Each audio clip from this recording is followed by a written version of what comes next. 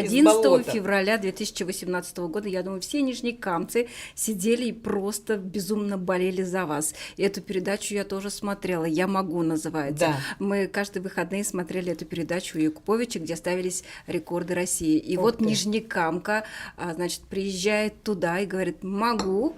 Я вот 52 года вам было, 52, да? да.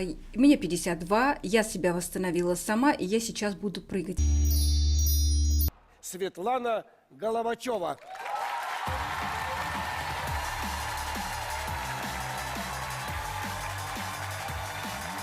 Света.